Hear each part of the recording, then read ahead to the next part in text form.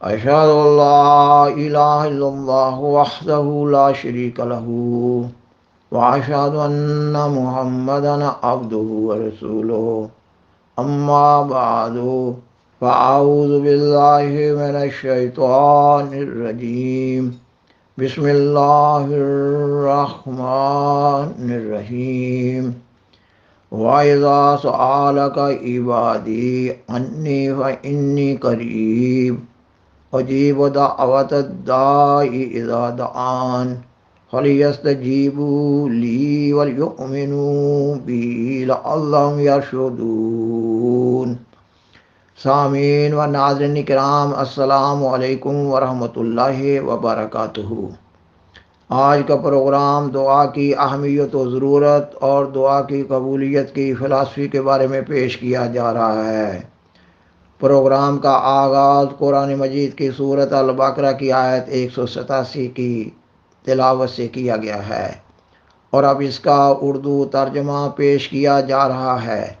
اللہ تعالیٰ سیدنا حضرت محمد رسول اللہ خاتم الانبیاء صلی اللہ علیہ وسلم سے مخاطب ہوتے ہوئے فرماتا ہے، اور جب میرے بندے تجھ سے میرے متعلق سوال کریں تو یقیناً میں قریب ہوں، میں دعا کرنے والے کی دعا کا جواب دیتا ہوں جب وہ مجھے پکارتا ہے۔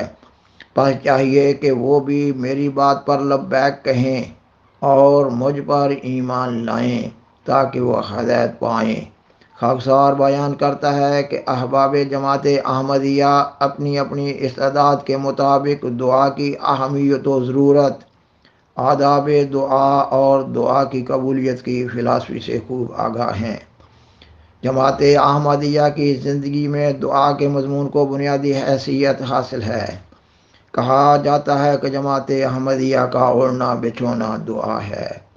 اس پروگرام میں دعا کی قبولیت کی فلسفی کے ایک پہلو کو اجاگر کرنے کی کوشش کی جا رہی ہوگی، اور وہ یہ کہ قرآن مجید کی سورۃ البقرہ کی مذکورہ آیت سے بخوبی معلوم ہو رہا ہے کہ اللہ تعالیٰ قادر مطلق کا اپنے بندوں سے وعدہ ہے کہ وہ ہر ایک بندہ کی دعا کو سنتا ہے، قبول کرتا ہے اور جواب دیتا ہے۔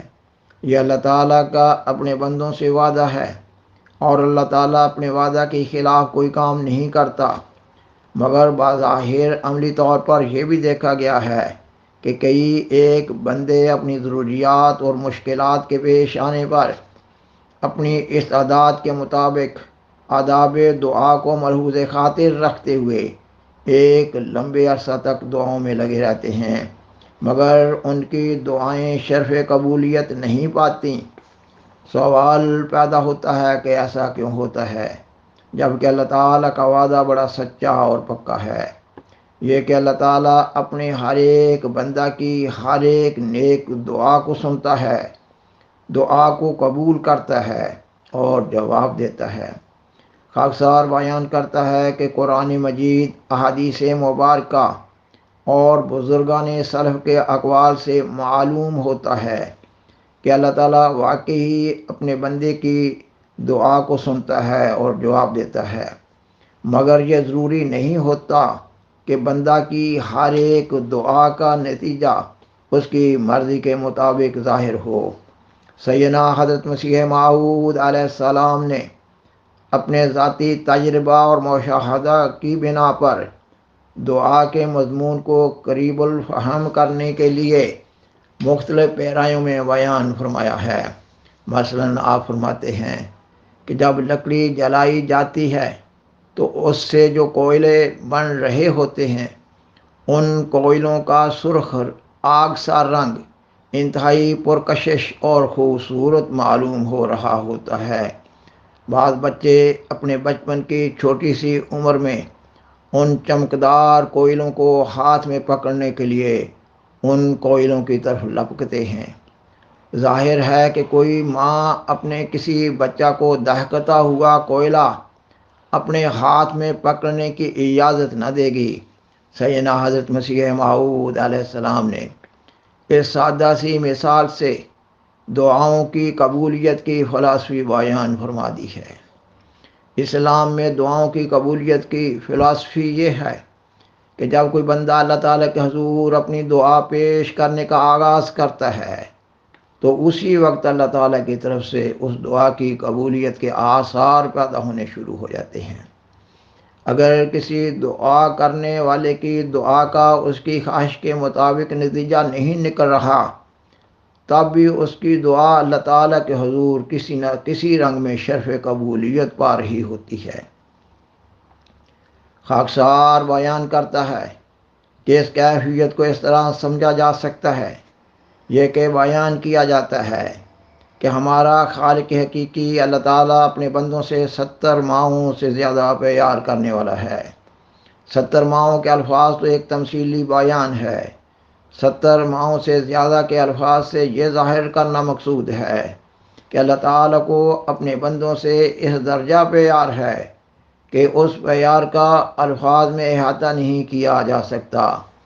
پس اگر کسی دعا کرنے والے کی دعا اس کی حسب خواہش قبول نہیں ہو رہی تو اس کو سمجھ لینا چاہیے کہ اس کا اسی میں فائدہ ہے، مگر اس کا یہ مطلب نہیں ہے کہ وہ دعا سنی نہیں گئی اور وہ ضائع ہو گئی ہے۔ کسی بندہ کی دعا کرنے کے آغاز اور دعا کی قبولیت تک کا وقت ایک آزمائشی اور ابتلائی عرصہ کہلاتا ہے۔ اللہ تعالیٰ جو اپنے بندوں سے 70 ماہوں سے زیادہ پیار کرنے والا ہے، وہ اپنے بندوں کے مانگنے پر وہی چیز عطا کرتا ہے جو ان کی دنیا اور آخرت کے لیے مفید ہو۔ بعض وقت اللہ تعالیٰ اپنے سے مانگنے والے بندے کے تزکیہ نفس کے لیے دعاؤں کے اس آزمائشی اور ابتلائی دور کو لمبا کر رہا ہوتا ہے۔ دعاؤں کے اس آزمائشی اور ابتلائی عرصہ میں دعا کرنے والے بندہ کو پہلے سے زیادہ توبہ استغفار کرنے کا موقع ملتا ہے، اپنا جائزہ اور محاسبہ نفس کرنے کا موقع ملتا ہے۔ دعا کرنے والا بندہ اللہ تعالیٰ کے حضور نیکی بجا لانے اور بدی سے بچنے کا عہد کر رہا ہوتا ہے۔ دعا کرنے والا بندہ اخلاق حسنہ کو اپنے اندر پیدا کرنے اور برے اخلاق سے اجتناب کرنے کا عزم کر رہا ہوتا ہے۔ دعا کرنے والے بندہ کو اس آزمائشی اور ابتلائی دور میں اللہ تعالیٰ کی پہلے سے زیادہ عبادت کرنے، پہلے سے زیادہ ذکر الہی کرنے اور پہلے سے زیادہ درود شریف کا ورد کرنے کا موقع مل رہا ہوتا ہے۔ اللہ تعالیٰ اپنے بندے کے اس پاکیزہ عمل سے اس کے کئی گناہ معاف کر رہا ہوتا ہے، اور اللہ تعالیٰ اپنے بندے کے لیے اپنی محبت اور قرب کی راہیں پیدا کرنے کا سامان کر رہا ہوتا ہے۔ بعض وقت اللہ تعالیٰ اپنے سے مانگنے والے بندوں کی دعاؤں کے نتیجہ میں ان سے آئندہ زندگی میں پیش آنے والی مشکلات، مصائب اور حادثات و سانحات وغیرہ کو مٹانے کا سامان کر رہا ہوتا ہے۔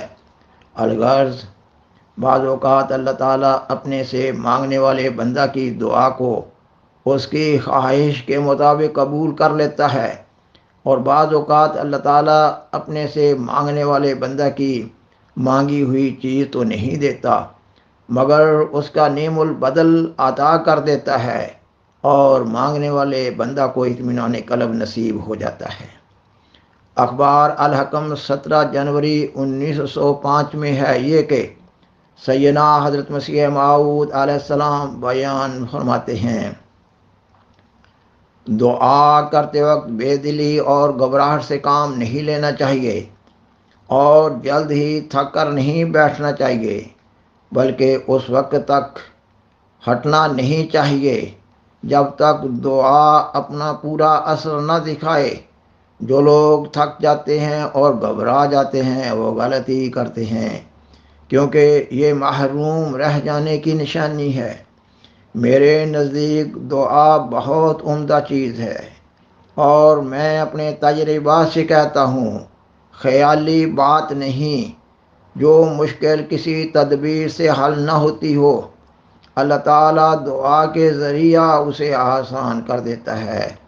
میں سچ کہتا ہوں کہ دعا بڑی زبردست اثر والی چیز ہے۔ بیماری سے شفا اس کے ذریعہ ملتی ہے۔ دنیا کی تنگیاں، مشکلات اس سے دور ہوتی ہیں، دشمنوں کے منصوبے سے یہ بچا لیتی ہے، اور وہ کیا چیز ہے جو دعا سے حاصل نہیں ہوتی۔ سب سے بڑھ کر یہ کہ انسان کو پاک یہ کرتی ہے اور خدا تعالیٰ پر زندہ ایمان یہ بخشتی ہے، گناہ سے نجات دیتی ہے، اور نیکیوں پر استقامت اس کے ذریعہ سے آتی ہے۔ بڑا ہی خوش قسمت وہ شخص ہے جس کو دعا پر ایمان ہے، کیونکہ وہ اللہ تعالیٰ کی عجیب در عجیب قدرتوں کو دیکھتا ہے اور خدا تعالیٰ کو دیکھ کر ایمان لاتا ہے کہ وہ قادر کریم خدا ہے۔ اخبار الحکم 24 جون 1902 میں ہے یہ کہ سیدنا حضرت مسیح موعود علیہ السلام فرماتے ہیں، تم ایسے ہو جاؤ کہ نہ مخلوق کا حق تم پر باقی رہے نہ خدا کا۔ یاد رکھو جو مخلوق کا حق دباتا ہے اس کی دعا قبول نہیں ہوگی، کیونکہ وہ ظالم ہے۔ اخبار البدر 20 اپریل 1905 میں ہے یہ کہ سیدنا حضرت مسیح موعود علیہ السلام بیان فرماتے ہیں، دعا ایسی شے ہے کہ جن امراض کا اطباء اور ڈاکٹر لا علاج کہتے ہیں، جن امراض کا اطباء اور ڈاکٹر لا علاج کہہ دیتے ہیں، ان کا علاج بھی دعا کے ذریعہ سے ہو سکتا ہے۔ سامعین و ناظرین کرام، بالآخر درخواست ہے کہ برائے مہربانی اس پروگرام کو دوسروں سے شیئر کریں اور عذرہ کرم اس چینل کو سبسکرائب کریں۔ جزاکم اللہ تعالی احسن الجزا، وآخر دعوانا ان الحمد للہ رب العالمین، والسلام علیکم ورحمۃ اللہ وبرکاتہ۔ شکریہ۔